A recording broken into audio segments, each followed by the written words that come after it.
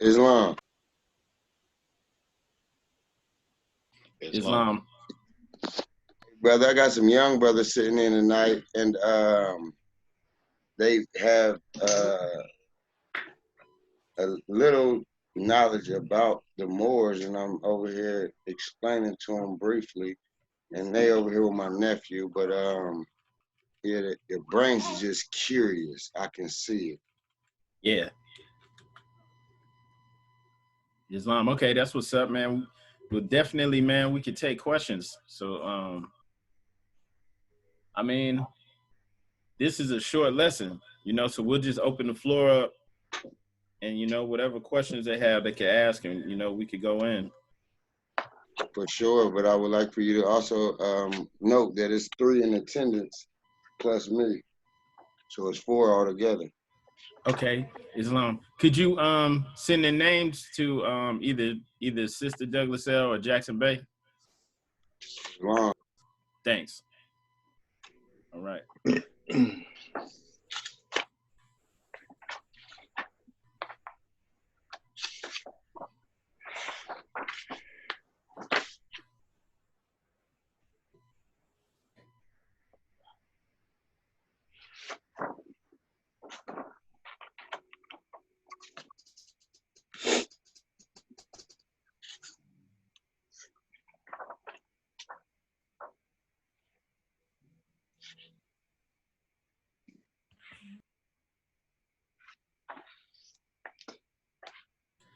All right, yeah, before we get started, we wanted to do a roll call real quick. This is Brother Lloyd Douglas L. out of Columbus, Ohio.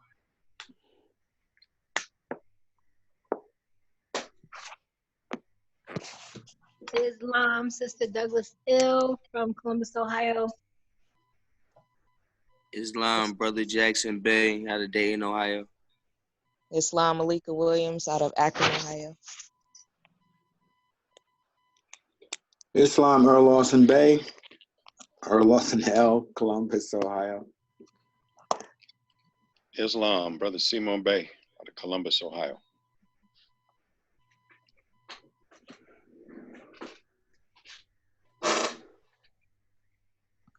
Islam, Omega LL Bay out of California.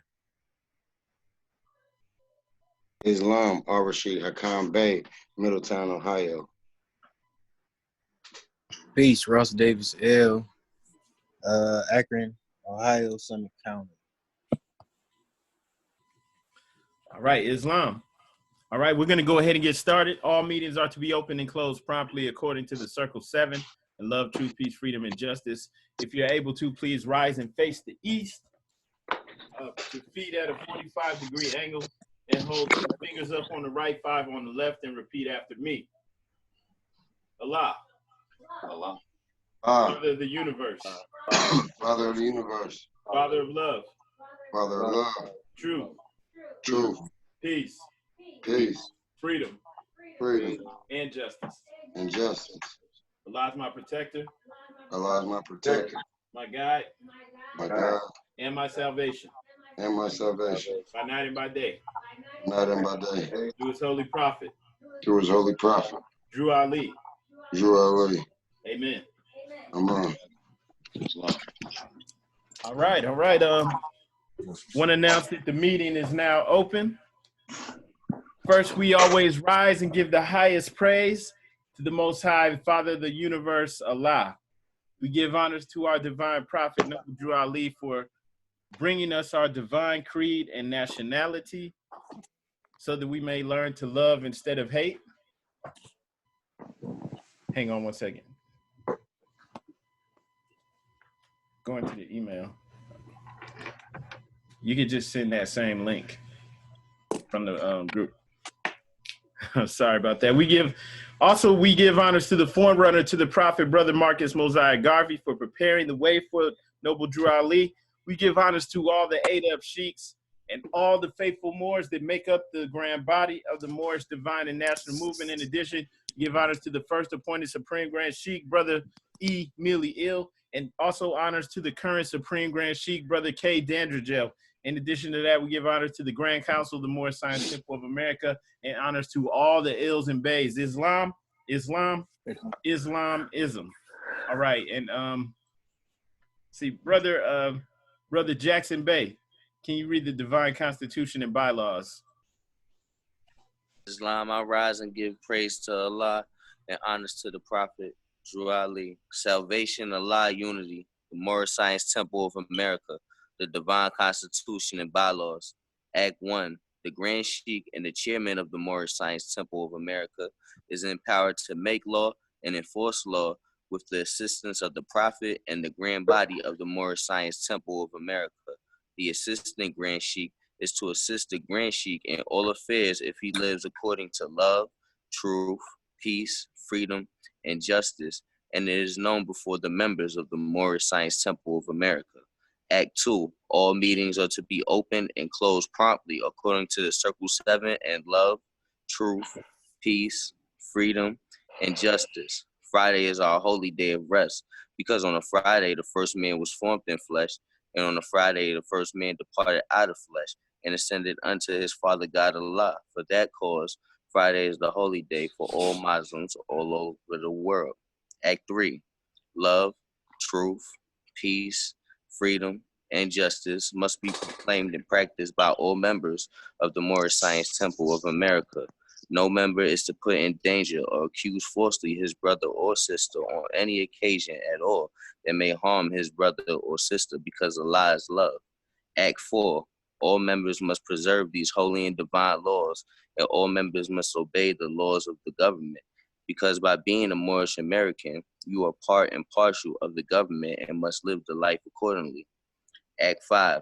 This organization of the Moorish Science Temple of America is not to cause any confusion or to overthrow the laws and constitution of the said government, but to obey hereby. Act 6. With thus, all members must proclaim their nationality, and we are teaching our people their nationality and their divine creed that they may know that they are part and partial of this said government, and know that they are not Negroes, colored folks, black people, or Ethiopians, because these names were given to slaves by slaveholders in 1779 and lasted until 1865 during the time of slavery. But this is a new era of time now, and all men now must proclaim their free national name to be recognized by the government in which they live and the nations of the earth. This is the reason why Allah, the great God of the universe, ordained Noble Drew Ali, the prophet, to redeem his people from their sinful ways. The Moorish Americans are the descendants of the ancient Moabites who inhabited the northwestern and southwestern shores of Africa. Act 7. All members must promptly attend their meetings and become part and partial of all uplifting acts of the Moorish Science Temple of America. Members must pay their dues and keep in line with all necessities of the Moorish Science Temple of America. Then you are entitled to the name of faithful. Husband, you must support your wife and children. Wife, you must obey your husband and take care of your children and look after the duties of your household. Sons and daughters must obey father and mother and be industrious and become part of the uplifting of fallen humanity. All Moorish Americans must keep their hearts and minds pure with love and their bodies clean with water. This divine covenant is from your holy prophet, Noble Drew Ali, through the guidance of his Father God Allah. Noble Drew Ali, founder.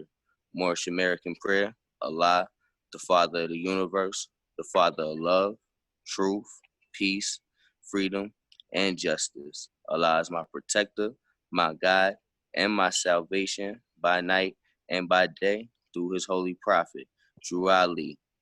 Amen. The Moorish Science Temple of America, Home Office of Noble Drew Ali, Home Office, Chicago, Illinois, USA. Islam, Islam, Islamism. Islam. Islamism. All right, thank you, brother.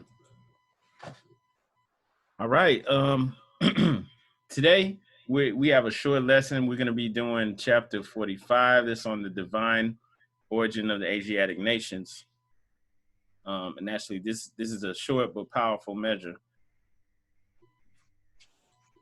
All right, and once again, if anybody has any questions or anything, feel free to speak up. Islam.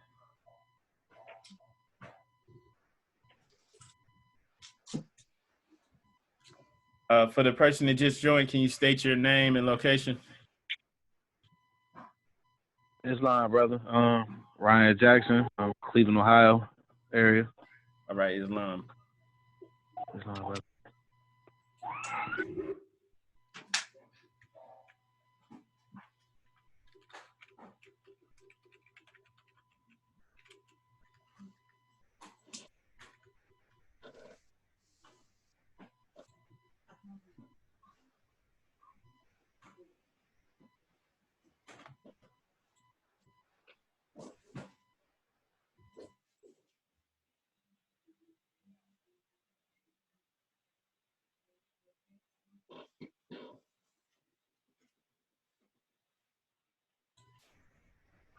All right, we're going to get started. Chapter 45, the divine origin of the Asiatic nations. The fallen sons and daughters of the Asiatic nation of North America need to learn to love instead of hate and to know their higher self and lower self. This is the uniting of the Holy Koran of Mecca for teaching and instructing all Moorish Americans, etc. All right, and so when it's saying too, they need to know their higher self and lower self, and this is the uniting of the Holy Koran of Mecca. To have knowledge or awareness of the higher self is to know Allah dwelling within man. To know this fulfills that Surah 2 ayah 30 that we always read, where Allah speaking to the angels, and it says, "Behold, our Lord said to the angels, I will create a viceroy on earth." Right? Excuse me.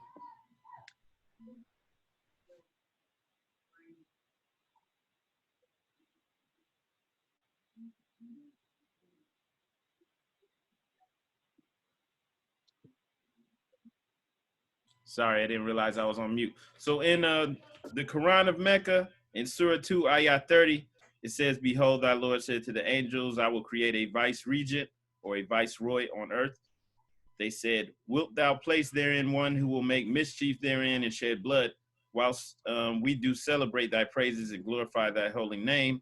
And then he said, "I know what ye know not." And so this whole discussion is with Allah speaking to the angels, the other creative forces, about creating man, not gender specific, creating man on earth. And they're saying, he's going to create mischief, and you're making him your vice regent, which is a person who's an earthly representative of God. You're making him your vice regent on earth. Okay. And Allah is just saying, "I know what ye know not." And so this is bringing us back into this knowledge. All right. And so that's what's in this first verse, is to the fallen sons and daughters of the Asiatic nation need to learn to love instead of hate, and to know their higher self, right? Which is your connection to Allah, and the lower self, which is the body consciousness. This is the uniting of the Holy Koran of Mecca for teaching and instructing all Moorish Americans, etc. And in that definition of the vice regent that I was reading, where it's saying an earthly representative of God, it also says, to give you an example, especially the Pope. All right, and it's something funny that I came across, like some news about the Pope recently, saying that the Pope declared that the Pope removed his title as Vicar of Christ. Let me see if I could find the exactly what he did. Hang on a second.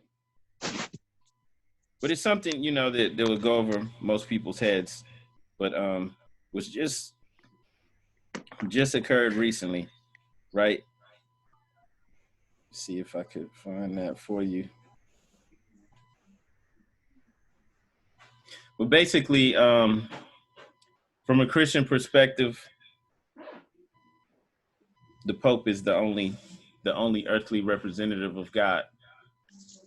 All right, that's in this exalted position. All right, but we're returning to our divine origin, which tells us that we're all in this position. Okay, so this is powerful. All right, and moving on. The key of civilization was and is in the hands of the Asiatic nations. The key of civilization. The Moorish, who were ancient Moabites and the founders of the holy city of Mecca.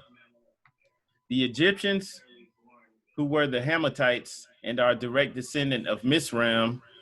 The Arabians, the seed of Hagar, the Japanese and Chinese. And then it says the Hindus of India, the descendants of the ancient Canaanites, Hittites, and Moabites of the land of Canaan. The Asiatic nations of North, South, and Central America. The Moorish Americans and Mexicans of North America, Brazilians, Argentinians, Chileans, and South America. Colombians, Nicaraguans, and the natives of San Salvador in Central America, etc. All of these are Muslims. The Turks are the true descendants of Hagar, who are the chief protectors of the Islamic creed of Mecca, beginning from Muhammad I, the founding of the uniting of Islam by the command of the great universal God Allah. Okay, so when you're looking at this, you know, pretty much the majority of the world, okay, except for people of European descent, will be considered Asiatics and Muslims. All right. And so when you look at this and it says, you know, the key to civilization was and is in the hands of the Asiatic nations. And we see that we are returning, you know, to our ways. We're at the head of this. All right. And this is powerful because this is a great unifier. This is something that everyone, you know, can work together under, can unify under, whether it's with trade, commerce, anything like that. Okay, so this is powerful, and we're right at the center of it. You know, we're right at the head. Somebody mute their phone. There's a lot of background noise. All right, and so you know, this is short, but it's pretty powerful, and this is just explaining, you know, who we all have as potential allies. All right. So it's pretty powerful, and this is almost all-encompassing. All right, but definitely the entire Americas, as it says, the Asiatic nations of North, South, and Central America.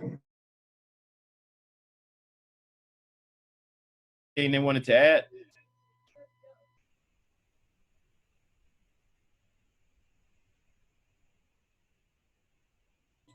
Islam. All right, that's cool too. We could go ahead and move on. I know, brother Rashid, you said you guys have some questions. Feel free to unmute.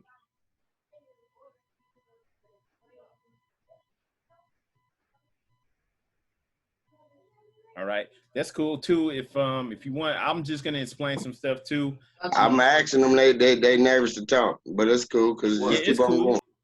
Okay, I'm gonna explain some stuff, and they could just, you know, get the questions together, and you know, we'll talk about it. But yeah, I am gonna explain some stuff real quick. Before we do that though, we're gonna do the Quran questionnaire. We stopped off last time at 40, so we're gonna do 40 through 50. All right, brother Lawsonell, do you have the questionnaire?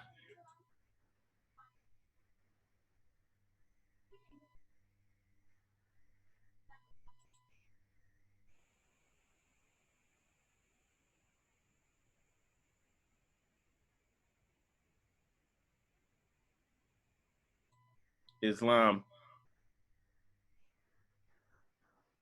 Brother Lawsonell, you still there?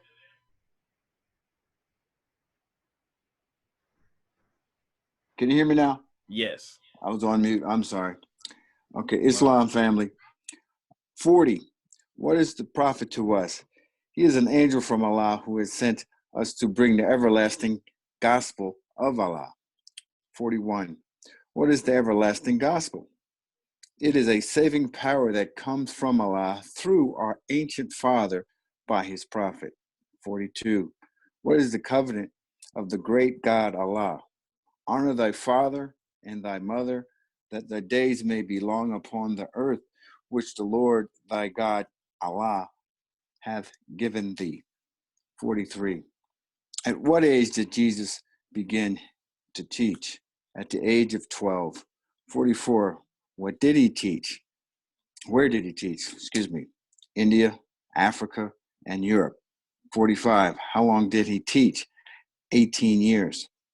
46. What did Jesus say that would make you free? Truth. What is truth? Truth is At. What is At? At is Allah. 49. Can truth change? Truth cannot change or pass away. 50. What's the other name do we give the truth? Holy breath. Islam. All right, Islam. Thank you, brother. All right. So unless anybody has any questions or want to build further on the Quran questionnaire, we're going to move forward. I did have some stuff I wanted to share. Okay. And so this, we're just going to talk about the strategy real quick for the census. I think almost everyone has been on the call before. All right. But just want to speak on some stuff real quick. Okay, some side notes on here.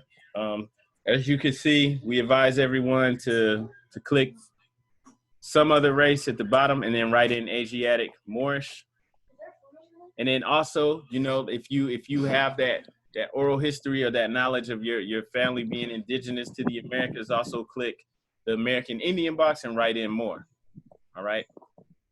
Okay, and so with the American Indian, you know, if you have that history, you know, that understanding of being indigenous to this land, you print more. And when you do that, automatically that covers all Native American, all so-called Native Americans, all right, from the Americas, specifically North America, okay, that could be classified as Moors, all right, and it's already understood. In several instances, you have the people in this land being referred to as Moors. Have this book from this guy, Jack D. Forbes, who was basically the expert on American Indians. He created an institute for American Indian culture and history, I think at UC Santa Barbara or somewhere like that. So he was like the head guy. And he wrote this book called Africans and Native Americans.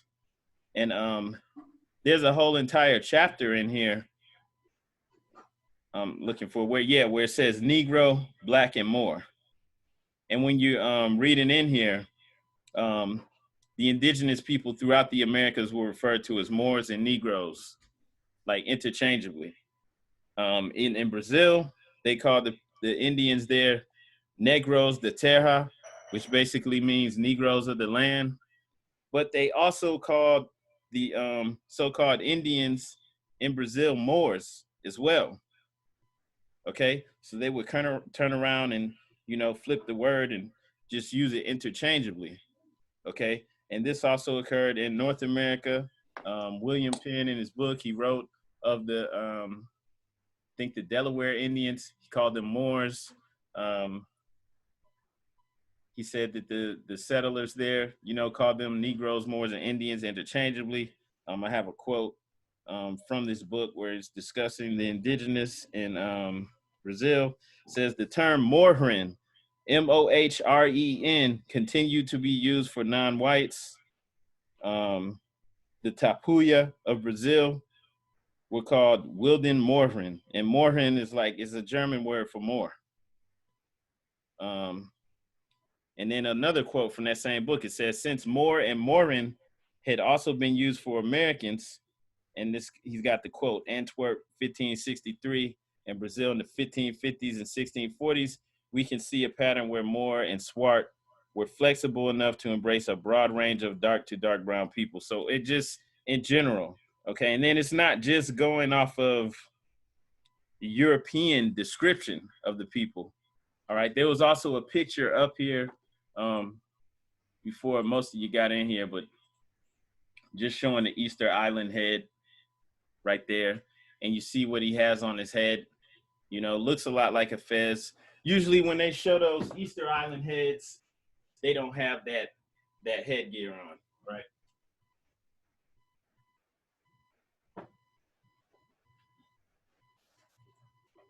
But this is something that's found throughout the Americas. There's another book Queen Mu and the Egyptian Sphinx. It's by Augustus Laplungion. And this was a guy who was a European from an aristocratic family. He had money. He was able to finance his own expeditions and read several languages. And he went throughout the Americas, like Mexico and all that, and was, able to go in the pyramids and the excavations, in the excavations and go into the ruins. And he has a quote in his book where they're describing the royalty of the Inca, which is in ancient Peru. And it's a quote from a European explorer, and he was saying how the nobles of the Inca class, the Inca people, the nobles wore a yantu. The hat or headdress was called a yantu, and he described it as crimson wool with the tassel on it, right? And so when the prophet says in the divine origins of the Asiatic nations, that the Asiatics of North, South, and Central America are, that all of these, the Asiatic nations of North, South, and Central America, the Moorish Americans and Mexicans of North America, when the prophet is saying this, right, he's returning something ancient to us, all right? These aren't just words to gloss over, and there's actual proof from this, and then there's actual records that have been kept by those people that designate them as this. So even if they didn't use the word Moor, they were Moors, all right, because of the custom and culture, all right, that they had. So the language may have been different, but they're still the same people. Islam, brother. Can you repeat the authors of both of those books and the titles, please? Okay. Yeah, I got you. Okay, so Augustus Laplungion, he wrote this book called Queen Mu and the Egyptian Sphinx. He wrote several books, but that one, he's for the most part, he's talking about the ancient Mayan culture and how they're directly connected to Egypt and how it's obvious. And what he actually, like his research, he was revered by the Rosicrucian order. I don't know if anyone's familiar with that, but like they used his research. They worked with him a lot to gain a deeper understanding of what was going on in here in the Americas. So it wasn't like his work was really out there on the fringes. It just wasn't for mainstream society. Like the high up people of European descent, they were looking at what he was doing and studying it. And then for mainstream, they dumbed it down, because they didn't want people knowing that there was an ancient worldwide culture, right? Islam.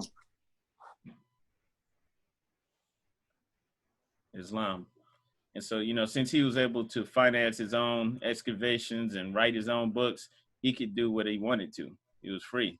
But, if you were doing something like that, and even now, still to this day, like if you're trying to write about things like this, it's going to have a hard time getting it published and recognized by, the mainstream universities and things of that nature, because they're not trying to like officially acknowledge that.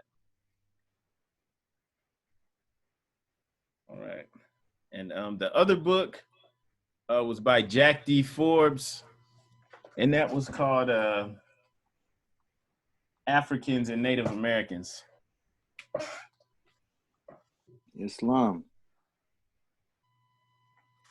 All right, Islam. Okay, so let's see, going back here. So yeah, there's several instances you can pull from history that show, the legitimate connection being indigenous to the Americas and claiming more, right? And then as far as Asiatic more, all right, Asiatic would be our race. Asiatic covers all Native Americans, all African origins, period,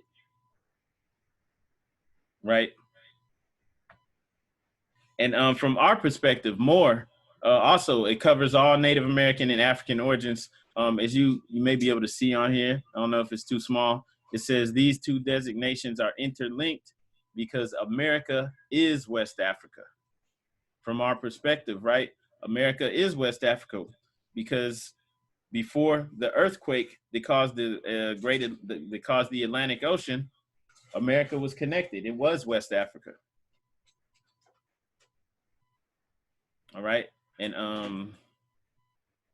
let me pull up that verse from the Quran. We'll just go over that. And then I'll show you something that lines up with that as far as, because this is actually saved in ancient records.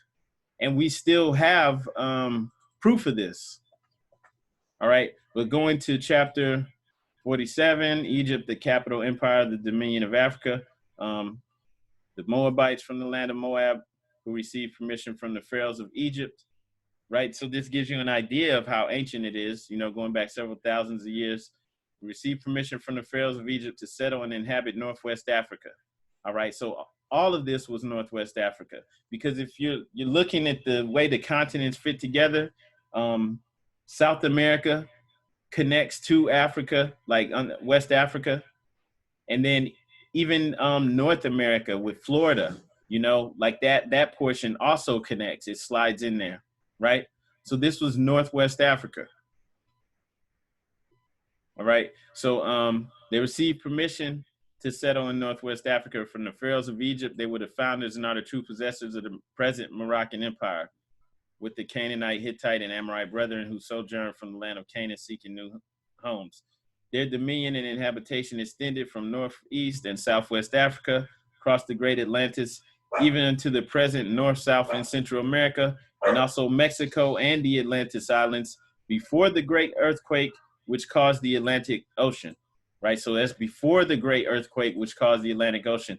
And this is actually recorded in ancient history. All right, let me see if I can find this for you. I have a book that actually has a quote from the Troano manuscript.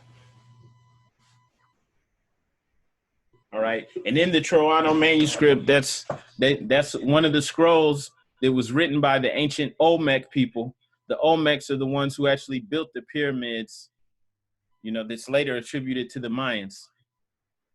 They built this, you know, so it's an ancient culture that's actually tied to Egypt, connected to Egypt.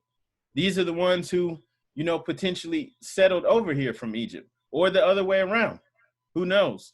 But it's that ancient. So the Olmecs described witnessing, you know, the continent split apart. They described the great cataclysm, where they saw lands rise above the ocean and lands sink above the sea.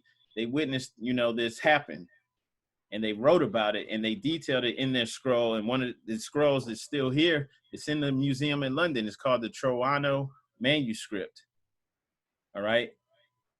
And the only reason we know about that is because some of the European colonists that came over here, like, were able to smuggle it out, and, you know, it wound up in England. Because, like, when they were coming over, like the Spaniards, like, they had decrees from the Pope to get over here and either hide that stuff, like bring it back to the Vatican so it gets hidden, or destroy it. You know, and for all I know, they didn't destroy anything. They just hid it all. You know, they just put everything up, right? Because they had a plan, and part of the plan was to wipe out our history of who we are. You know, and to give us names that they created, that they determined what it means. They determined that the Negro is not connected to the human family. All right, that was their determination. So it's foolish. It's foolish for us to go along with it, knowing this. But it's in the records. All right. So everything that the prophet was saying is true. The divine origin. This is it.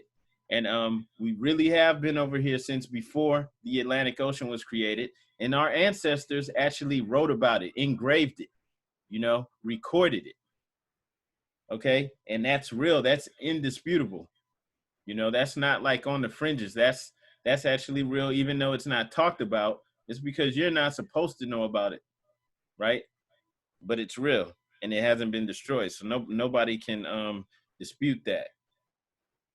All right. And so, you know, the only thing that connects you to that is being Moorish American. Moorish American connects you to the heritage here in the Americas, as well as over there in Egypt, because it was a worldwide culture since before the split. This is what ties you into all of that. You know, this is the great unifier, you know, so people, you know, may not understand or see that. They may be looking at it from a limited perspective, but from what we have, this is why it's important to study the Quran and to understand what we really have. Then you can look at history and some of the things that they're hiding, and you can put the jigsaw pieces together yourself, right? Because none of that stuff really makes any sense without this understanding. Right, Islam. So let me. Okay, so that's why it says in here more covers all Native American and African origins, right? We have in our holy book, it tells our divine origin and explains how our ancestors were here since before the Atlantic Ocean was created, right? So, and it lets you know that it was a worldwide culture, because if they received permission from the pharaohs of Egypt, that means they were part of that dominion, right? And in that chapter was explaining the dominions of Egypt, the capital empire of Africa, right? So this was Egypt. This all was, it was a worldwide culture. And Egypt is what, just one name for it, right? It's had several names, okay? And so that's what ties you into it. And then it just says, we'll already say this, but these two desert nations are interlinked because America is West Africa before the earthquake that caused the Atlantic Ocean. And then we have, you know, it's actually recorded in history that this occurred. You know, they're not teaching it in schools because that doesn't empower the people who colonize this land, right? It doesn't empower them to let you know that your ancestors that had a worldwide culture, that they've been here since before the Atlantic Ocean was created. They want to tell you the Atlantic Ocean was created over billions and trillions of years. How can they tell you that, right? How can the newest people on the planet tell you that? They can't. So they'll tell you anything, and they're not going to tell you that your ancestors created civilization. No, they tell you that you come from some black racial groups of Africa. Like, where's the black racial groups of Africa? Nobody's claiming us. Okay? Like, there's nations over there that are, you know, having like symbolic things. Like Ghana, they have like a symbolic thing where, you know, people from the diaspora, African Americans, can come there and get some land that you know, just like symbolic. It's totally symbolic, because you can't come over there and vote. No matter how long you've lived there, you are not considered, you know, a citizen with full rights and privileges. You can't vote, you know? And also, you know, this, just being honest, like, nobody's really claiming us, all right? But we don't need that, because we know who we are now, all right? And so this is the meaning behind that. And then it says Asiatic covers our common race, is distinct from Europeans. Asiatic is, we talked about, Asia was one of the ancient names for the entire globe.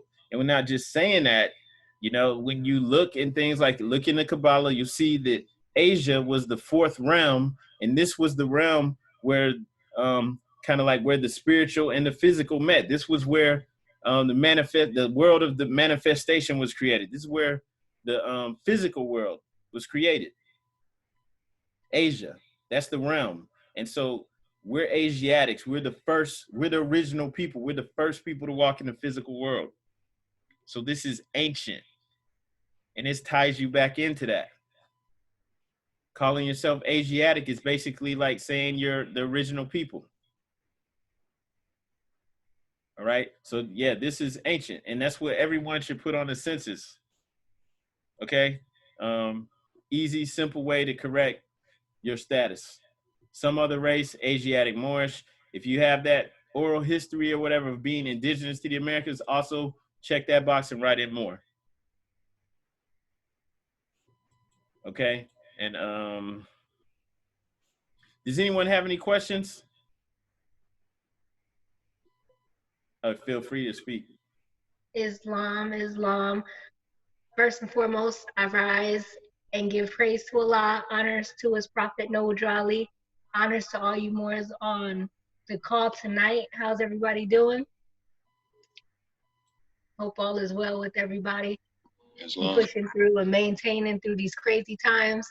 And you know, the only thing we could do is be ourselves and be prepared, you know, because we know a lot more than regular people walking around here.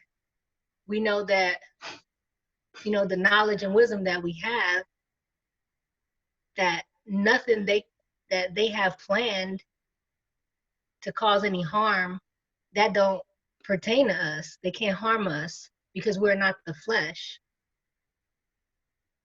And the information that Noble Drew Ali brought to us, letting us know who we are and who our ancient forefathers were, we know that we've been here, we've been there, we've been everywhere, and we're still here. And no matter what, we're gonna be here because time never was when man was not. That means we've always been here since the beginning of time, and we're always gonna be here because time doesn't exist, you know, the way that we see time. Our time is now. Wherever we are, whatever we're doing, that's our time. And as long as we understand what that means, we're gonna be all right. We're covered by, you know, we're covered by the Most High. And I know there's some new brothers on here who's just, you know, coming into this knowledge. And I just want to talk about Prophet Noble Drew Ali and why he is a prophet. Okay, and you know where he's from. So I'm just gonna put it this way, because some stories hurt people, right? A lot of the stories that we've been told about us have hurt us to the point where we don't know who we are today. And then some stories heal us. So the story that Prophet Noble Drew Ali brought to us, that he found, that is our healing. Just having that knowledge and information of the greatness that we were and the greatness that our ancestors created is going to heal us to the point where we're going to be limitless. So now it's time to give the European back his story and learn about our story. This is our story.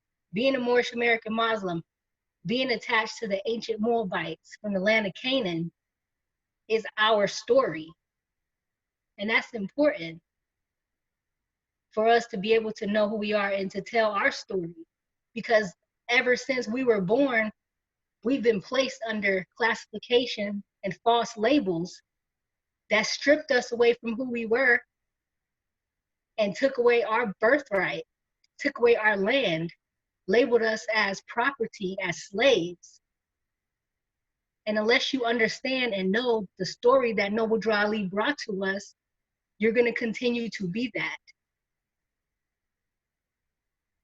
And so this is very important to understand who you are and to be a Moorish American Muslim and to understand what it means to be a Moorish American Muslim here in America. Because that means you are tied to the ancient ones, the bringers of the civilizations, the pyramid builders, the mound builders from all over the world. We have the bloodline from everyone. That's why the Moorish Americans are so important to the whole world. And that's why they did so much to keep us down and to keep us from knowing who we are, because we the head of the dragon. Once the head is awake, the whole body wakes up. If you guys understand, like we're the third eye in this whole, you know, universe. Once this eye opens up, everything will follow. And then a lot of people was like, well, why would Allah let this happen to us? Why should we be subject to so much pain and suffering? Well, I mean, it is what it is. You have to see from proper perspective. Like, there's no bad or good things. Things are just things. It all depends on how you perceive it. And if you know that heaven is a state of mind, that means you create your heaven. You create what's bad for you, and you create what's good for you. So if you learn how to focus your thoughts, you can manifest and create all that you desire in your life. And your purpose and your cause in this world is your passions. It's in your heart. It comes from within. Your journey is your journey. So when we change forms and part out of this flesh body and ascend and become one with the universal creator, our soul, everything that is true, once we become one with that, after we pass from this form, we're going to have to actually come to grips with, did we do or did we fulfill everything that was in our hearts to do here on this earth plane? Because that's your only job, is to do what your heart fulfills in this world. So Noble Drew Ali made it so that we are free from the bondage, so that we can be who we are, be who we came here to be, to uplift fallen humanity, and to bring back this information. Like, we're the angels here for real, because at this point, we're not supposed to be talking about no higher level consciousness or thinking, because they did everything in their power to stomp that out of us from birth. So the fact that we're talking about this, the fact that we're conscious, the fact that we want more knowledge, means that, you know, we're the angels here. No matter what they do, they can't take that away from us. It's in our DNA. No matter what, we're going to come back online over and over and over again until we get it right, until we raise up this whole consciousness of this whole world. And that's why time never was when man was not. Because as long as we are in this state that we're in as a people, we're going to have to come back and keep doing it over and over again until we get it right. Islam? Islam. Islam. So what what the prophet tied us back into is ancient, the creators of civilization, and for real, you know, ancient ancient civilization predating all of this, you know, predating common history. Looking at just that area, like in North Africa, they have the Atlas Mountains, right? Like, that's all right there, you know, I guess you could say tied into the Atlantic Ocean and everything. But the Barbary people, right, are from the Barbary states. Anytime, remember, you're talking about Barbary, whether it's the Barbary pirates, the Barbary states, you're talking about Moors, Berbers, Moors. So the Barbary states, the people there were known to the Greeks, Romans, and Carthaginians as the Atlantes, right? Right. So why were they calling them that? And then you have the Atlas Mountains on the shore of Africa. You have a town called Atlan that's on the shores of North America. You have Atlanta here. You know, all that stuff is here. And it's, you know, there's a reason for this, right? It's not just by chance, right? So, you know, it's a puzzle. It makes no sense unless we have this missing piece which ties us in. It's talking about us. This is who we are, right? And the prophet, you know, reunited us with that. You know, he relinked us to that. You know, no one else did that. He not only relinked us, but he also established the society for us. And it's not just a religion, because, you know, if it was just a religion, one of the things that's paramount, which is, you know, having the ability for people to come in and proclaim their nationality, relink themselves back, you know, that wouldn't be so paramount, such, you know, an important part of what we do, you know. So it's taking it even further, you know. It's not just a religion. He also, of course, we talked about the steps where, you know, set up the, you know, the economy and things, and went to the Pan American Conference and announced, you know, himself as the head of state for our Islamic state, and was recognized, you know. So that when he did that, boom, you know, it wasn't just a religion, you know. he kicked in the other half of what happened when you set up that religious corporation under Hers revised statute. That kicked into the body politic portion, where now you're talking about an Islamic state, an Islamic nation state. All right. So the Moorish Science Temple of America, like what he set up was powerful, and this applies to us, and it reconnects us back to that. Right. And so, yeah, that's a huge deal. And like I was saying earlier, and peace, thank you to the sister for sharing that. This is what connects us to that. You know, for the people who feel like they have a connection, this to Egypt, this is what connects you to that, right? Being Asiatic, being a Moorish American is what ties you in there as well as here. Okay, because we had a what? Worldwide culture. Even the L's and Bays, when you look at the ancient Phoenician gods, you have Oranos, they have 4 sons. One was El, who was also called Kronos. You had Baylus or Beth El or Bay El, right? And then you had Dagon and Atlas. Okay, and if you look at El went around the world basically creating different civilizations, right? He gave Egypt as a kingdom to Thoth, and Thoth is the one who's credited with inventing the alphabet. All right. And so by returning these Bays and L's, these noble titles back to you, this is tying you back into that, you know, because our ancestors at that time would have been seen as gods because these were the creators of civilization. All right. Okay, so yeah, this is truly powerful. And you know, that's why it's very important to link yourself back into this and to move accordingly. All right. Islam, I was just thinking of also just what the prophet did. Also, I was looking at from this angle.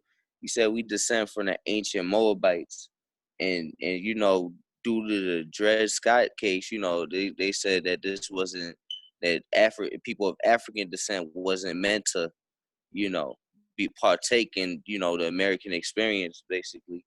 But we don't descend from Africans, we descend from Moabites, and the Moabites were in the land, come from the land of Canaan, and they also founded the city of Mecca. So this puts us right in a different, you know, different status of like our ancestors inhabited Africa. They're not from Africa. So Islam, that's what I was thinking. Like that's the genius that I see in the prophet Islam. And then also like in that same fold, like a Nigerian or somebody who's like, you know, from Kenya or Benin or something like that, they wouldn't be in the same status that Dred Scott was in because they come from an original people. They can link themselves back. They're civilized, right? And no matter how intelligent we were, no matter how civilized we were or are right now, as a Negro, we do not come from an original people. We do not come from civilized people. We definitely don't come from the creators of civilization, because the Negro is something that was created in the 1700s specifically for, like, on paper, you know, legally removing you from all that. You know, you just connected to a continent, Africa. They could have said, you know, the Negroes are from Antarctica. They might as well have said that because it's just as absurd. They could have been like, well, that's the Negro, like, what's this, the Negro Act? Let me pull that back up because it gives a little definition. So they might as well just been like, you know, the Negroes, the descendants of slave Antarcticans, you know, because slave, it says the term Negro is confined to slave Africans, but Africa is an entire continent, right? No tribe, no, you know, no nothing, just an entire continent. You know what I'm saying? So they made that up. It doesn't apply to like just people from Africa because they're not claiming the whole entire continent. They have their own languages, their own cultures. You know, some countries have like several different languages, right? Just within that one country, they're speaking like 40 or 50 different languages, some even more than that. All right. So Islam, brother, and also, yeah. No, I was gonna say also right here say it doesn't who it doesn't apply to, which is Egyptians. Now the prophet came and said he was an Egyptian. The Egyptian added, he told us that we was Moors and that we come from the Asiatic nation. So right there in section 4, the prophet tells us who we are and who we not. So that's how I was just like Islam, like just right there how it's highlighted. I was like, dang, the prophet's just, you know, he's definitely guided by Allah, Islam. Islam. So like, you know, definitely the way that he approached it and what he brought was right and exact. You know, that's the way to go about it. That's who we are. And that's why this was hidden, you know, because they can't abuse people who know this about themselves and who are going to move accordingly. You know, just like say they're able to like come up with some other label, you know, to place on the people to keep them further away from the truth. We're not going for that. We're not letting anyone define who we are. I don't care if they get somebody else like Jesse Jackson to come and try to make it popular, because that's who made African American. That's who deemed us African Americans. It's not going to work, right? We're self-identified. We know who we are. We know that the Toronto manuscript that's talking about the people, the early Americans witnessing the lands break apart. We know that's just a written record of our history, right? The Negro, the African American trying to claim that sounds crazy because they've defined the African American as being what? You know, a descendant of the Black racial group from Africa. So they can't claim that. Okay? We can, because we know who we are. And that's the difference. And they know who we are too. Some of them, you know, I don't want to sit up and try to act like everybody knows who we are. But yeah, some of them do, you know, some of them do. And they're glad that we don't know. At least some of them are, because that means that they get to pretend to rule over us longer. All right. And so, you know, this is a portion of what we need to do. We need to do something about that. And so that's why just wanted to speak on that real quick. It's important to self-identify. Do not go along with this Black or African American anymore. All right. Does anybody else have anything they want to add or any questions?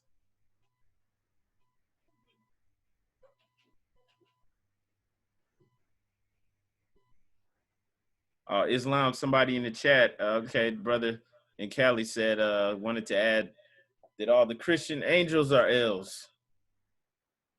Islam, the Elohim. Yep. Islam, Raphael, Michael, yep, Gabriel, Islam.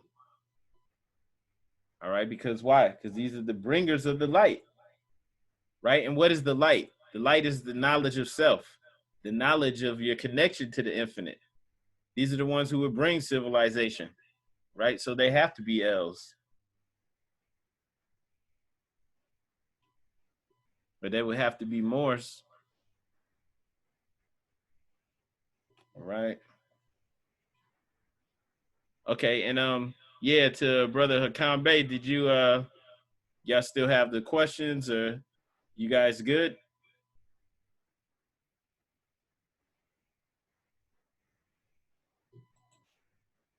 All right. Islam, yeah, I'm asking, but anybody asking nothing yet. They just more so listening and sitting back. Okay. All right, that's cool. So yeah, unless anyone else has anything to say, we're gonna go ahead and go into the closing of the meeting.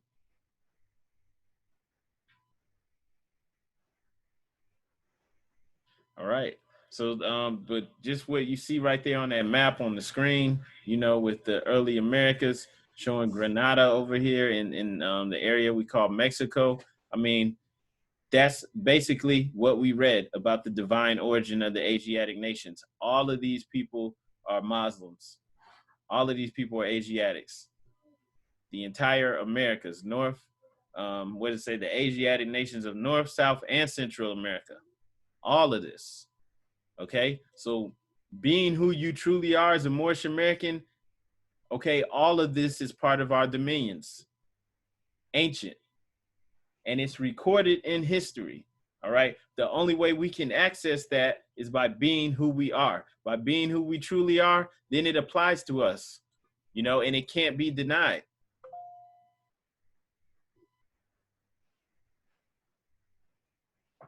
All right.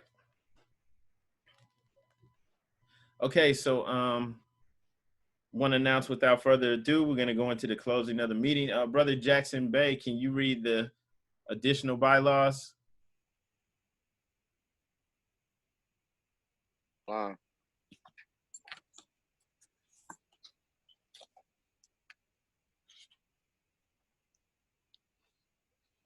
Additional laws for Moorish Americans. Act 1. Grand sheiks and governors and heads of all temples and all businesses, each said temple must be approved by the Prophet Noble Jew Ali. Before acting upon by any member, let it be finance, property, or any line of life that will cause that member to sacrifice finance, etc., that will cause the support of any group of members. Any former officer that violates these laws is subject to be removed from his office under heavy restrictions, etc., by the Prophet or the Grand Sheikh. Act 2. All members are to attend their added meetings and their public meetings promptly. If a member is found standing around on their meeting period, shall be fined 50 cents on the first case, and on the second case, and on the second will be found $1, which will go on your emergency fund. If member is working, his monthly dues must be paid, and if he has money in the bank, he must subscribe for as much as he is able to the Moorish Uplifting Fund, because it takes finance to uplift the nation. Act 3. It is the lawful and divine duty of every good member, if he is able to finance, to aid me in saving the nation, and if he does not, he is an enemy to the cause of uplifting his own people, and justice must catch you. Let it be he or she according to love, truth, peace, freedom, and justice, as I have the power invested in my hand, and I have to enforce the law in order to save the nation. Act 4. All members, while up making public speeches, must not use any assertion against the American flag or speak radically against the church or any member of any organized group, because we are to teach love, truth, peace, freedom, and justice. Act 5. All members must promptly attend their meetings and send their children to Sunday school, and the teacher must confirm himself to the questionnaire, and let every member exercise his 5 senses who is able to do so, because out of your Sunday school comes the guidance of the nation. Act 6. With us, all members must proclaim their nationality, and we are teaching our people their nationality and their divine creed, that they may know that they are part and parcel of this said government, and know that they are not Negroes, colored folks, black people, or Ethiopians, because these names were given to slaves by slaveholders in 1779 and lasted until 1865 during the time of slavery. But this is a new era of time now, and all men now must proclaim their free national name to be recognized by the government in which they live in the nations of the earth. This is the reason why Allah, the great God of the universe, ordained Noble Jew Ali, the prophet, to redeem his people from their sinful ways. The Moorish Americans are the descendants of the ancient Moabites who inhabited the northwestern and southwestern shores of Africa. Act 7. All members must promptly attend their meetings and become part and parcel of all uplifting acts of the Moorish Science Temple of America. Members must pay their dues and keep in line with all necessities of the Moorish Science Temple of America. Then you are entitled to the name of faithful. Husbands, you must support your wife and children. Wife, you must obey your husband and take care of your children and look after the duties of your household. Sons and daughters must obey father and mother and be industrious and become part of the uplifting of fallen humanity. All Moorish Americans must keep their hearts and minds pure with love and their bodies clean with water. This divine covenant is from your holy prophet, Noble Jew Ali, through the guidance of his father God Allah. Islam, Islam, Islamism. Islam, thank you, brother. All right, gonna go ahead and read to be proclaimed at every meeting. Islam, I'm glad to know that I have a few faithful Moors among you all, and I desire for them to know the truth and the divine truth. There's a host of jealousy about me in the movement now by the same people of our side of the nation that claim that I was only a joke and unreal. But now, since they have found out from the government officials and nations of the earth that this is the only sole foundation that all Asiatics must depend upon for their earthly salvation as American citizens, they're working every scheme that they can to disqualify me. so that they may take charge of the situation. I've notified all these things to you long ago in the past. It is through the faithful Moors that attribute to the movement and uplifting funds, the ones that pay their divine respect to me and the movement that will be remembered. That is why I'm calling upon all faithful Moors to increase their faithfulness to me, your prophet, and your divine Moorish movement. I need finance, and I need it badly. Never before have I needed finance so badly as I do at present, so I can shove aside the discord that is facing the nation. It all comes through jealousy because of my fame and nobility. The nations of the world will not recognize the movement without I, the prophet, being head. It has been proven by my works, which I have performed in the past few years. Prophet Noble Drew Ali. And a prophet warns all Muslims to be read in every meeting. I hereby inform all members that they must end all radical speeches while at work, in their homes, or in the streets. We are for peace and not destruction. Stop flashing your cards at Europeans. It causes confusion. Remember, your card is for your salvation. Failure to obey these orders will be of severe consequence. We are for love, truth, peace, freedom, and justice. And when these principles are violated, justice must then take its course. Any member or group of members who hold malicious feelings towards the temple or the prophet or violate the divine covenant of the Moorish movement will receive their reward from Allah for their unjust deeds. All true Moors will and must obey the laws laid down to them by their prophet. If they lose confidence in their prophet, they should turn in their card and button, cease wearing their turban and fez, and return to the state where I, the prophet, found you. This is a holy and divine movement founded by the prophet Noble Drew Ali. And if the prophet is not right, the temple is not right. The prophet, therefore, is sending out the divine plea to all Moorish Americans that do their part in protecting their prophet and the temple. This is an everlasting movement founded by the prophet through the will of Allah to redeem his people from their sinful ways. Peace, Noble Drew Ali. And to the members of the Moorish Science Temple of America, Islam, this is the instruction from your prophet Noble Drew Ali. Be faithful unto your forefathers' divine and national creed, that you will be blessed for your good deeds that you sow in the flesh. Allah is the one that judges the world, and his judgment is on now, but the weak can comprehend it not.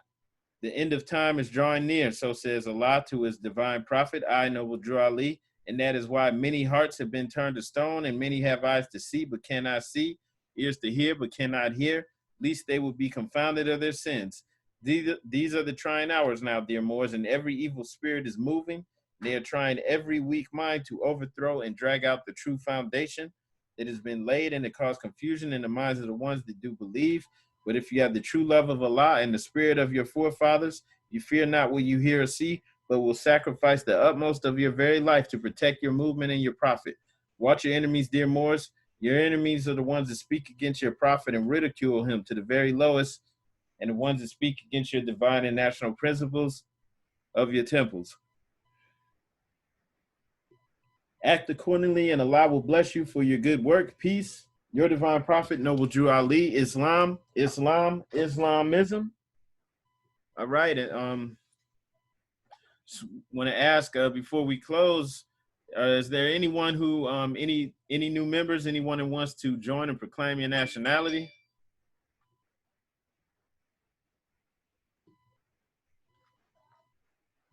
All right. If so, if you don't want to speak out, you can just type that in the chat, or you can email us at mission30@mstofa.net.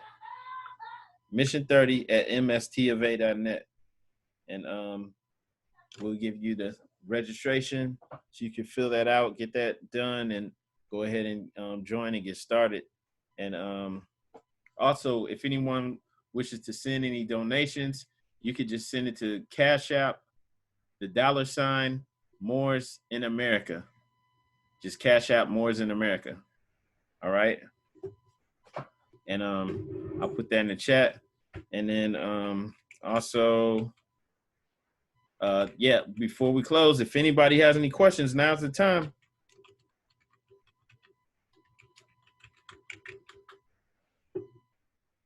Any questions or concerns? All right, I'll take that to mean everybody's good. So all meetings are to be open and closed promptly according to the Circle 7 in love, truth, peace, freedom, and justice. If you're able to, please rise and face the east for the Moorish American prayer. Put your heels together, feet at a 45-degree angle. Hold up 2 fingers on the right, 5 fingers on the left hand.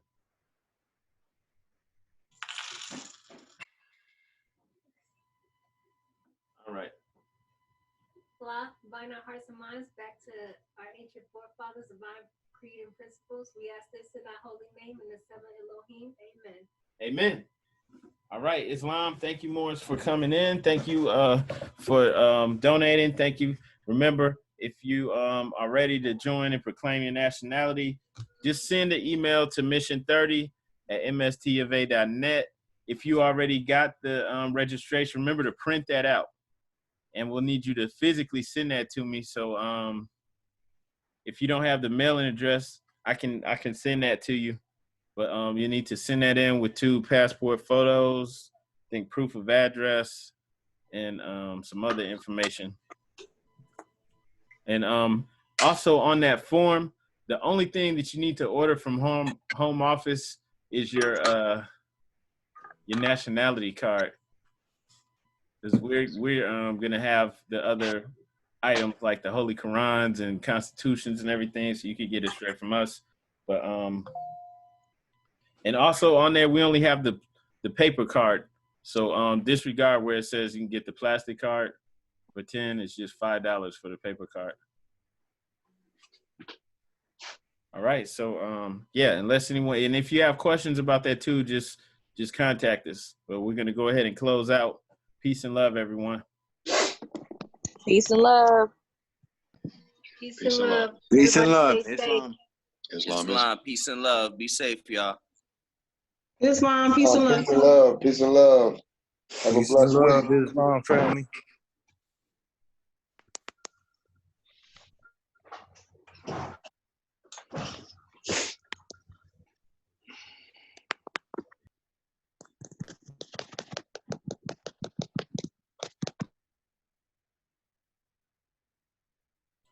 Islam to the brother that just came in. We're actually closing out right now. Did you have any questions or anything?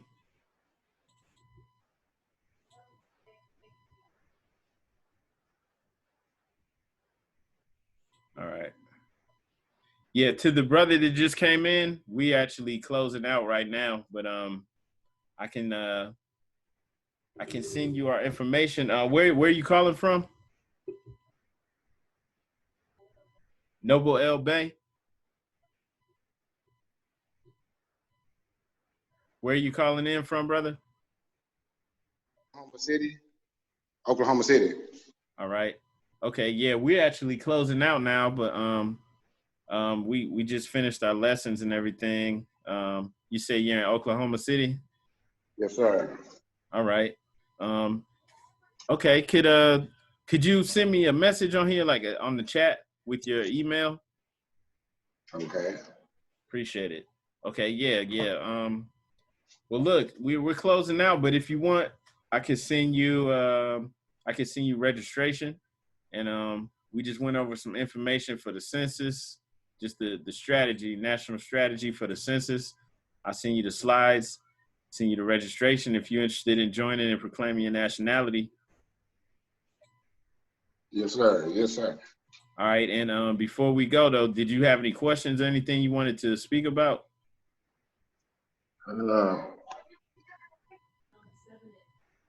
Yeah, I just wanted to go in. I basically wanted to understand like the different temples as far as like, because I've been studying, I've been looking around. Just you got the 1928 temple, and then you got so I just seen so many different ones. I'm just trying to make sure which one is the right and exact.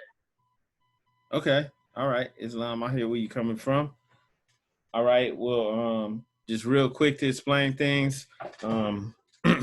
Okay, when the Prophet officially created the Moorish Science Temple of America, as it is now, the last incarnation was as the Moorish Science Temple of America, as a religious corporation in Illinois, in Cook County, under Hers revised statute. He created an Islamic nation state, a body politic. And he did that in 1928. And hang on one second. Sister, can you get that email? All right, and then so he did that in 1928, and he made the transition the next year in 1929. Before he did that, he established the government and the structure for our nation state. All right. He appointed the head, who, while he was there at the time, you know, he's the sovereign and he's the head of state, but he also appointed the supreme grand sheik, and that was Brother Emily Ill. All right. And then he created the Supreme Grand Council. That's the Council of Seven, tried and true and accepted by you. All right. And so when he appointed the Supreme Grand Sheik, that's the executive. That's like the president, you know, basically. That's like the head of the movement. And the Supreme Grand Council is the judicial form of government. That's like the Supreme Court. They interpret the laws, and he also set up the grand body, which was like each state or each region is supposed to have a grand governor, and then each temple is supposed to have a grand sheik and an assistant grand sheik, and they're empowered to make and enforce laws. So that's the legislative branch. So he set up a self-governing body, all right, and he had everything in place, and he already set up the Supreme Grand Council and everything, and had the Supreme Grand Sheik, Brother Emily Ill. And when he made the transition, well, actually, before he made the transition, there was some beef because you had people who saw the money that it was bringing in, and you had just different people saw the power that he had, and they wanted it. And so, like the last year or two, you know, there was a lot of infighting and like people having to be set down. Some people had to be put out of the movement for, you know, just to keep things short. And when he made the transition, there were people who wanted to be the head, and they didn't want to accept who the prophet put in, which is Brother Emily Ill. And so you had the split right there. You had one guy who I don't even know if he went through the ADEP chamber, Brother C. Kirkman Bay. He spoke a lot of languages, real educated brother. There were some people who pushed for him to be the head. They wanted him to. There was some other guy. There was a guy who was a chauffeur, you know, who like said that he was the prophet reincarnated. There, you know, there were a whole bunch of people who were pushing for that. And there was like a small handful that stayed with what the prophet established.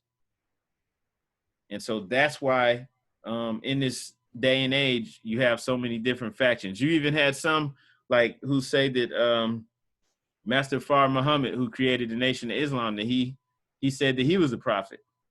And you can see that in the early paperwork that the Nation of Islam put out. He used to call himself Prophet Farad.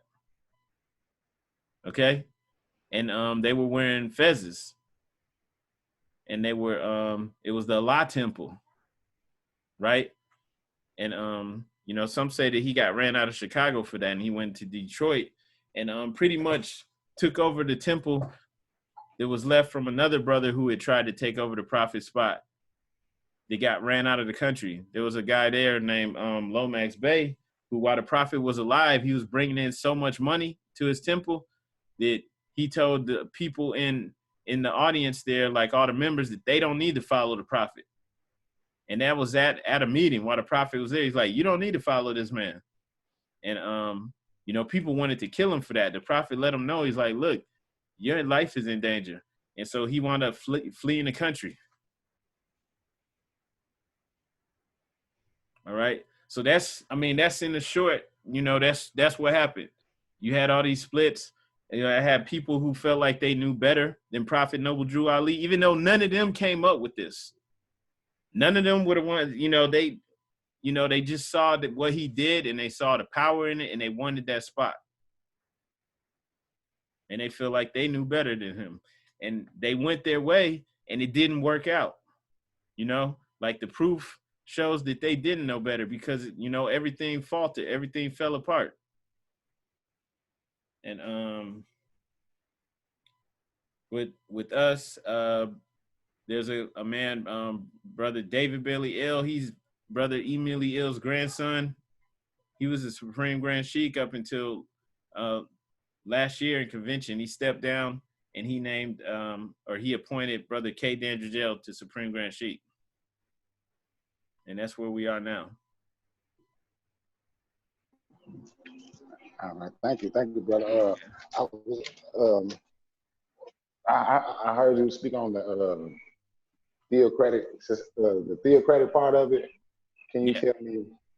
I probably can't go too much into it, but the function, how would you function as as under the theocracy?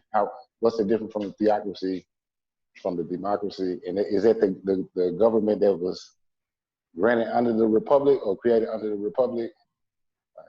All right. So what the prophet was returning us to was a theocratic government, which is the same type of government they had in ancient Egypt, right? In ancient Egypt, you had a theocracy, right? And that's meaning the ruler is of God. So the Pharaoh or whoever the pharaohs, they're going to be God on earth, right? And that's how come in ancient Egypt, everything was run by ministers.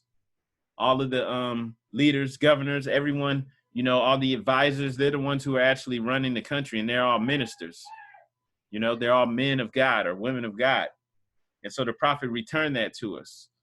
Okay. And when, what he set up was new, but it's also ancient. So that's why we're Moorish American. He tied us back in with Moorish, and then, we're in the Americas. So, he returned something to us, but he created something new called Moorish American.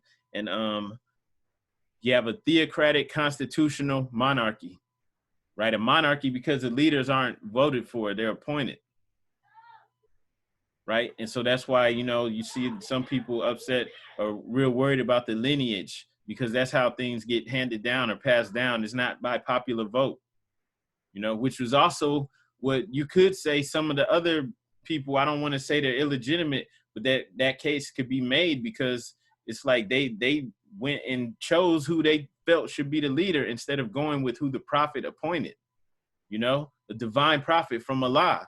He set up the government. He set up the Supreme Grand Sheik, Brother Emily Ill, right? And so that's the supreme head. And actually the Supreme Grand Sheik is actually the Sultan. From our perspective, that's our ruler. Okay? And we have a constitution, we have the government, we have all that running. You even have some people, who were under different people's leadership, and they didn't even know about the Supreme Grand Council and all this stuff. Some of this information is just now coming out, right? Because whoever their leader wasn't letting them know about that.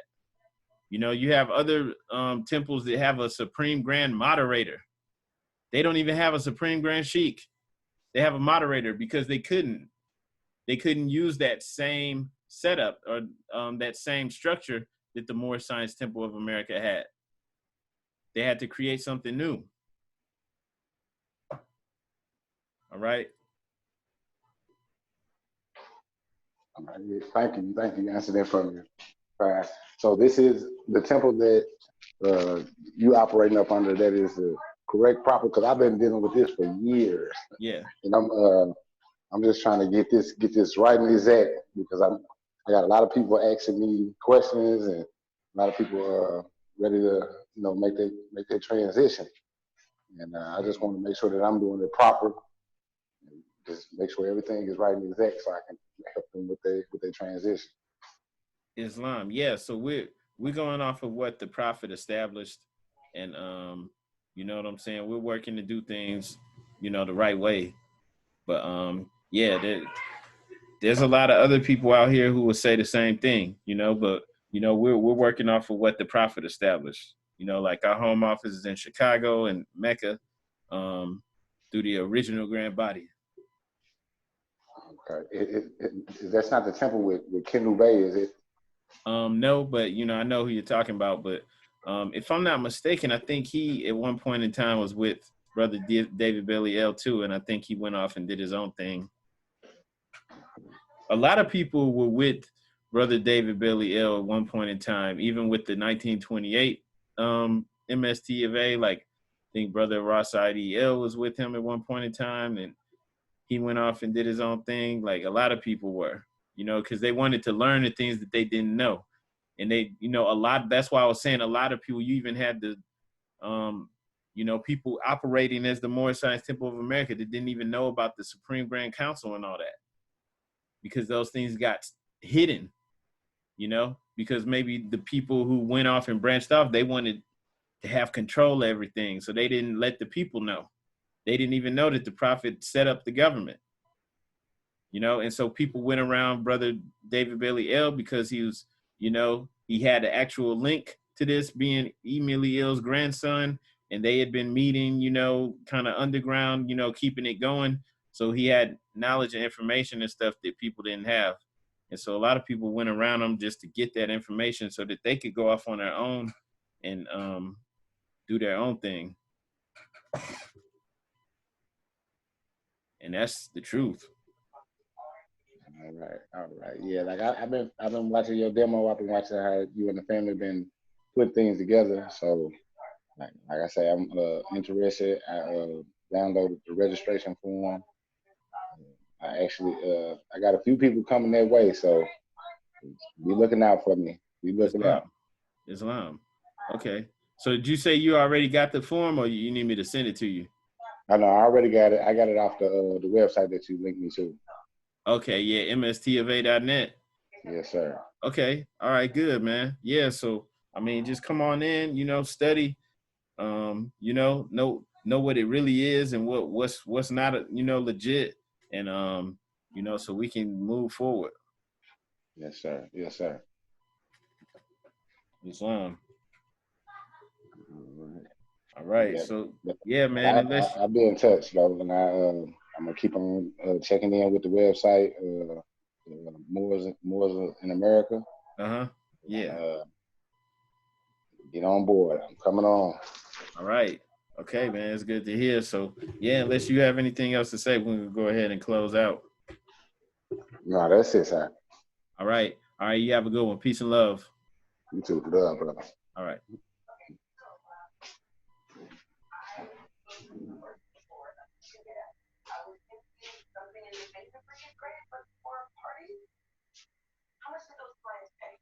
Oh, one more thing, man. I just wanted to tell you, we do this Friday at 7. Okay, Friday at 7. Yeah, every Sunday and Friday at 7. Okay. Okay. That's on Eastern Standard Time. Okay.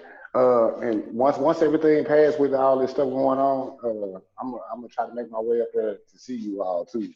Okay. Islam. Love to pull up. Yeah, man. If you could come to convention in September, man, that'd be great. You know. That's in Florida, right?